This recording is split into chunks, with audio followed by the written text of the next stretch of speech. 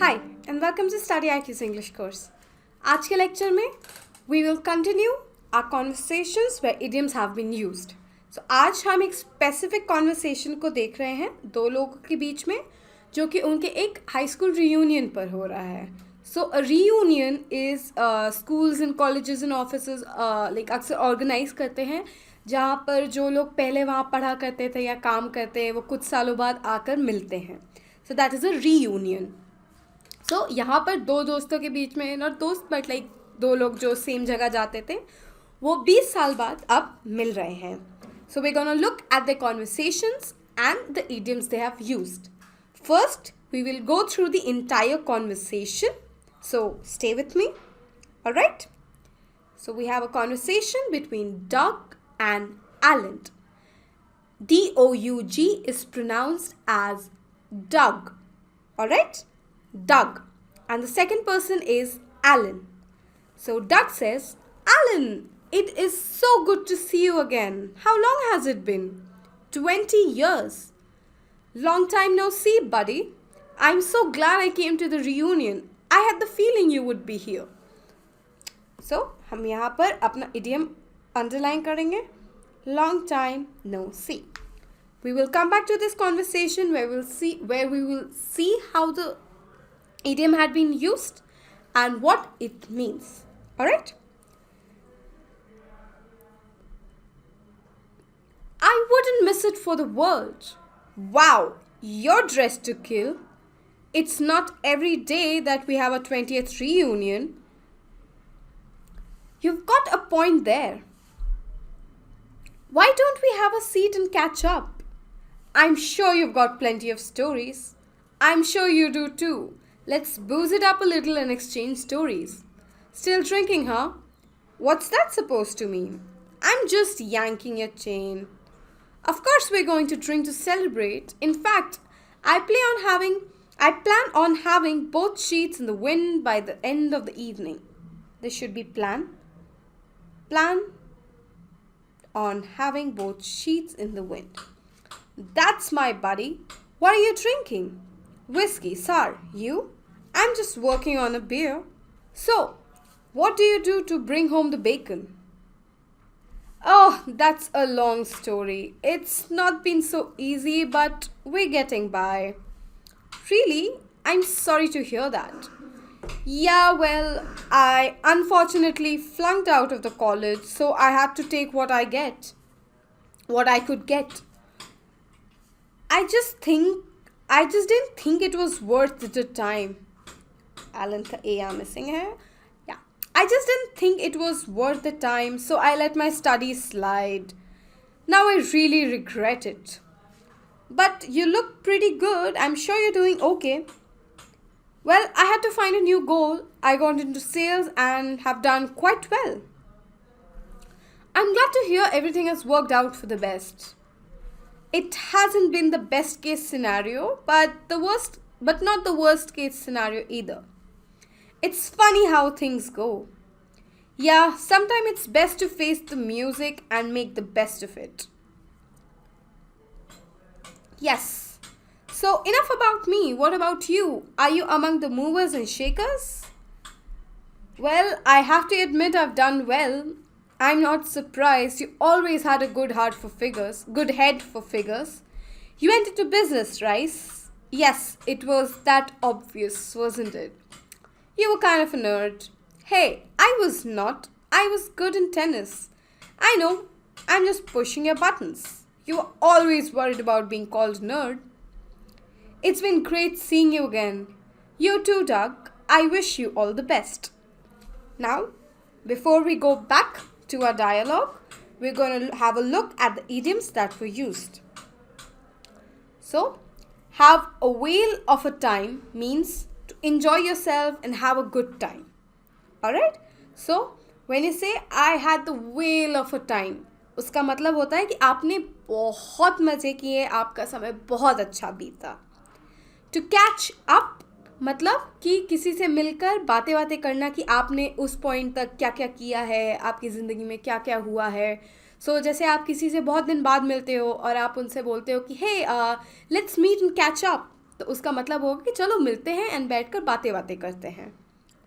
Next, to throw both sheets in the wind, मतलब to get very drunk, बहुत सारी drinks पीना. Just what the doctor ordered, like exactly what someone needs to do. जब कोई ये बोलता है कि just what the doctor ordered, उसका ये मतलब होता है कि this is exactly what was needed, this is exactly what someone needed to do. Dressed to kill, मतलब बहुत अच्छा दिखना. अगर आप किसी को कॉम्प्लीमेंट देना चाहते हो कि वो तुम बहुत अच्छे दिख रहे हो, तो आप उनसे बोल सकते हो कि you are dressed to kill, मतलब तुम बहुत अच्छे लग रहे हो. To booze it up, to drink a lot of alcohol, बहुत सारी शराब पीना. यांक समवन्स चेन, मतलब किसी का मजाक उड़ाना, जोक करना. Again, to push someone's button, किसी ऐसी चीज़ के बारे में बात करना लाइक जो आपको पता है कि ये वाली चीज़ इस इंसान को परेशान करेगी या इस चीज़ से वो तंग होगा, तो आप बोल सकते हो कि I am just trying to push your buttons, कि मैं बस जानबूझकर ये चीज़ बोल रहा हूँ क्योंकि मुझे पता है कि तुम्हें थोड़ा सा बुरा लगता है इस चीज़ से. मूवर्स एंड शेकर्स, मतलब बहुत सक्सेसफुल लोग या बहुत एलीट लोग, बहुत पॉश लोग. ब्रिंग होम द बेकन, मतलब अपने घर चलाने के लिए पैसे कमाना. टू फ्लंक आउट, यानी फेल होना. लॉन्ग टाइम नो सी, बहुत समय के बाद मिलना किसी से एंड उसके बारे में बात करना कि ओह लॉन्ग टाइम नो सी, बहुत समय हो गया तुमसे मिले नहीं.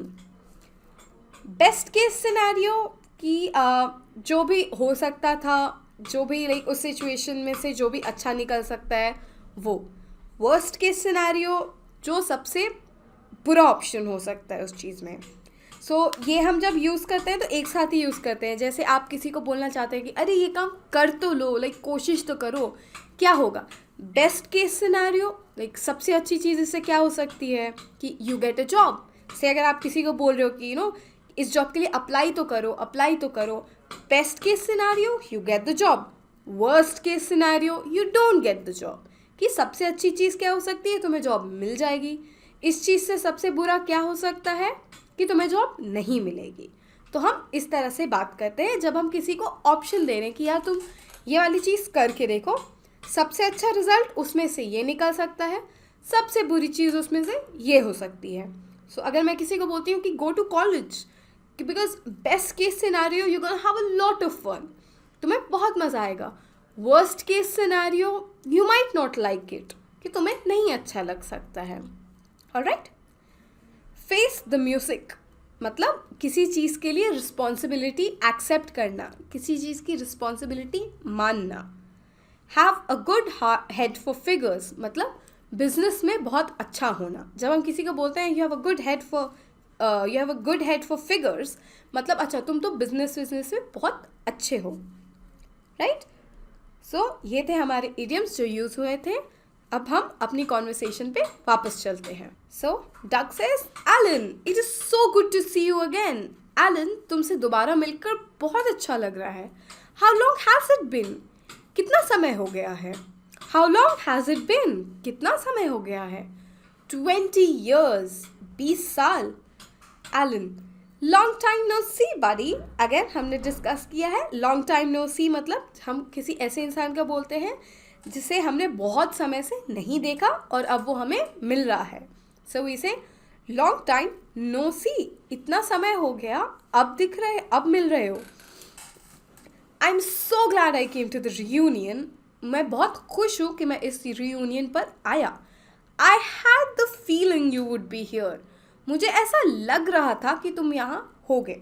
सो जब आप किसी को बोलना चाहते हो ये चीज़ कि अच्छा हाँ मुझे लग रहा था कि ये वाली चीज़ होगी, तो आप क्या यूज़ करोगे, आप इन वर्ड्स का यूज़ करोगे कि आई हैड द फीलिंग्स.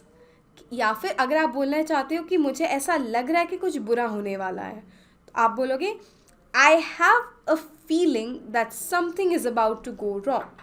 सो जब आप बोलते हैं कि मुझे ऐसा लग रहा है या मुझे ऐसा महसूस हो रहा है या मुझे ऐसा महसूस हुआ था, तब आप यूज़ करोगे आई हैव द फीलिंग या आई हैड द फीलिंग, कि मुझे ऐसा लग रहा है या मुझे ऐसा लग रहा था.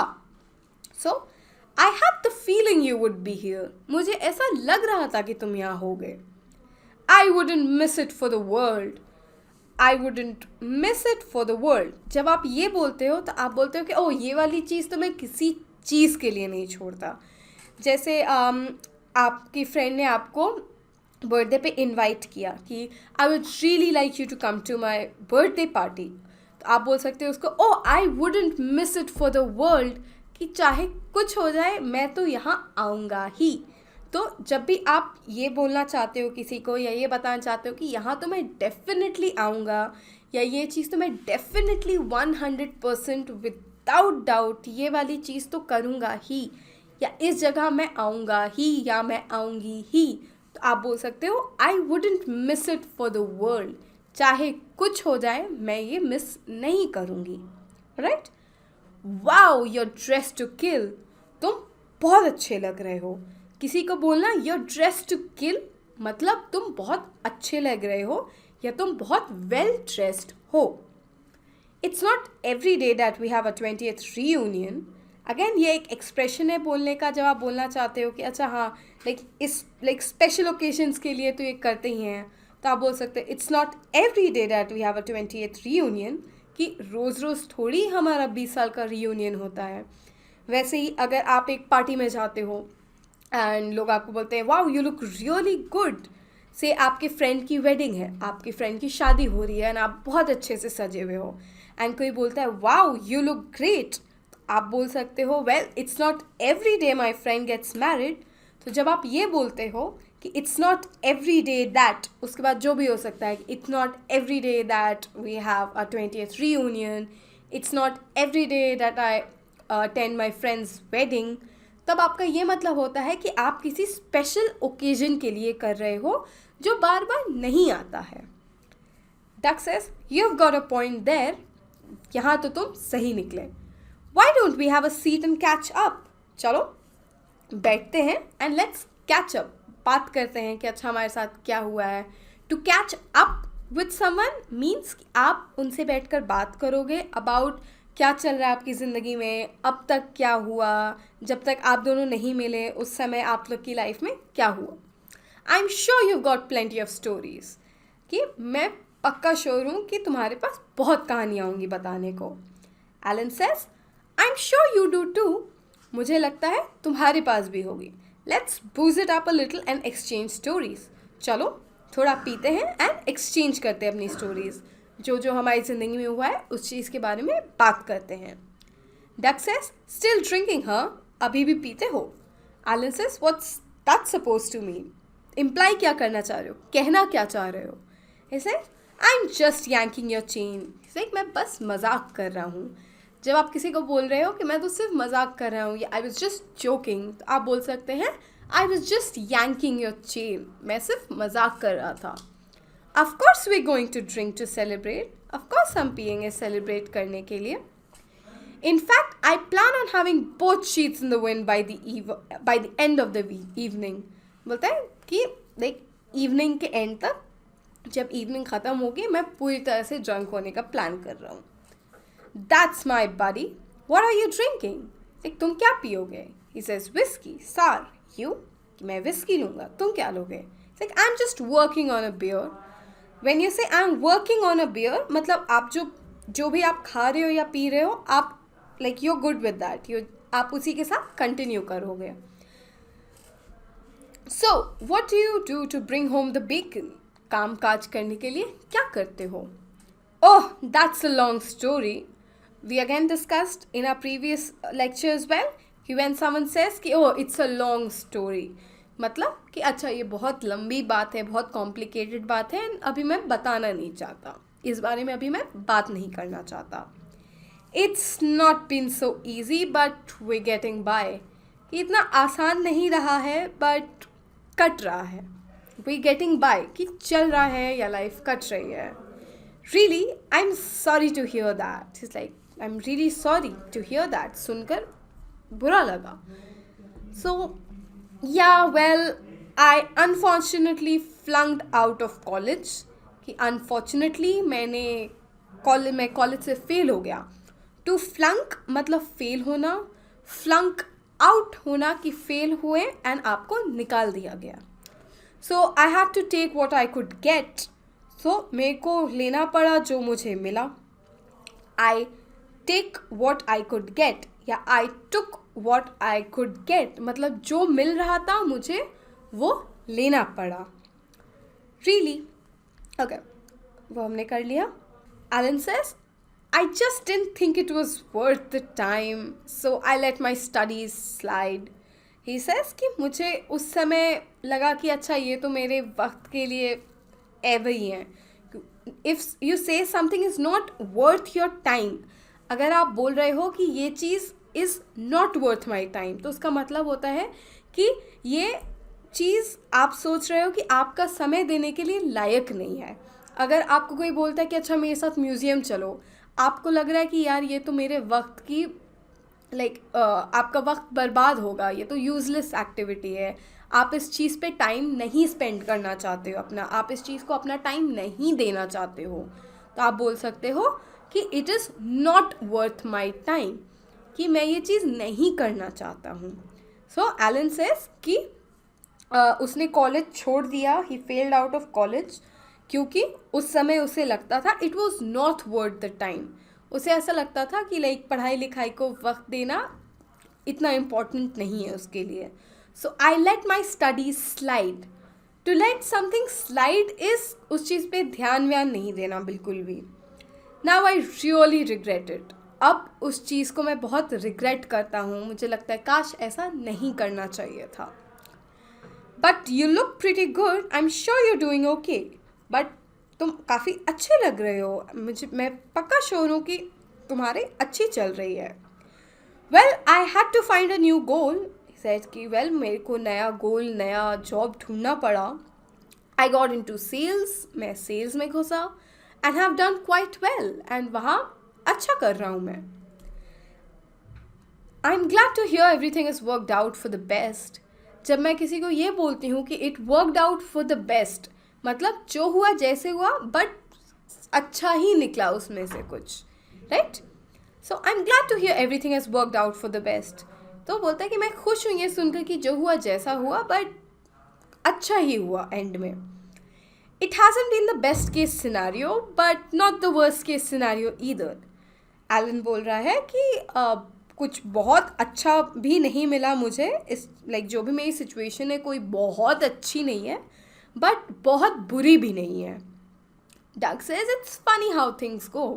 So when you say it's funny how things go, तो मतलब आपका ये बोलना चाहते हो आप कि क्या क्या होता रहता है हमें तो पता ही नहीं चलता. So जैसे हम बोलते हैं ना अक्सर when we are talking to people कि क्या से क्या हो जाता है पता भी नहीं चलता है. Life is a funny thing, again some people say. तो जब कोई ये बोलता है कि it's funny how things go, या फिर लाइफ्स अ फनी थिंग, कि हम जो एक्सपेक्ट नहीं करते हैं अक्सर वो हो जाता है. Alan says yes sometimes it's best to face the music and make the best of it. So बोलता है कि कभी कभी अपनी रिस्पॉन्सिबिलिटी लेनी चाहिए एंड जो मिलता है make the best out of it, कि जो भी आपको सिचुएशन मिल रही है, जो भी आपके पास है उसका बेस्ट करो. Make the best out of it. जो भी तुम्हारे पास है उस चीज़ में एक्सेल करने की कोशिश करो, उस चीज़ में सबसे अच्छा करो, उस चीज़ में सबसे अच्छे हो. Then Duck says yes sorry. So enough about me. मैं तो बहुत बोली अपने बारे में. What about you? टेल अपने बारे में बताओ. अब are you among the movers and shakers? जब मैं किसी को बोलती हूँ कि I you among the movers and shakers, मतलब कोई बहुत सक्सेसफुल बिजनेस पीपल या फिर बहुत पॉश लोग, बहुत रिच, बहुत एलीट लोग. Duck says well I have to admit I have done well. कि मुझे ये बात माननी पड़ेगी कि हाँ अच्छा रहा है मेरे साथ सब कुछ. I am not surprised. कोई सरप्राइज नहीं है वहाँ पे. You have always had a good head for figures. तुम बिजनेस में हमेशा अच्छे रहे. You went into business right? तुम बिजनेस में गए है ना? Yes it was that obvious wasn't it? मतलब इतना तुम्हें इतना ऑब्वियस था क्या? तुम्हें पता ही था कि ये चीज़ होने वाली है? या you were kind of a nerd. So जो लोग बहुत ज़्यादा पढ़ाई वढ़ाई करते हैं उनको कई बार लोग नर्ड बोलते हैं. So he said, hey, I was not. I was also good in tennis. He's like, मैं nerd नहीं था. I was good in tennis. मैं tennis में भी अच्छा था. Alan says, I know. I'm just pushing your buttons. मैं बस तुम्हें तंग कर रहा हूँ. You were always worried about being called a nerd. तुम्हें हमेशा ऐसे लगता था कि like लोग तुम्हें nerd नहीं बोल रहे. So nerd is basically English for पढ़ाकू. Doug, well, it's been great seeing you again. Like तुमसे मिलकर बहुत अच्छा लगा. Alan says, well, you too, Doug. I wish you all the best. तुम्हें बहुत बहुत like best wishes देता हूँ, बहुत regards देता हूँ. So this was one of our conversations between two friends who had went for their 20th school reunion, and when they talked, they used a few of idioms in expressions. So I hope कुछ चीज़ें आपके लिए clear हुई हों, right? Okay.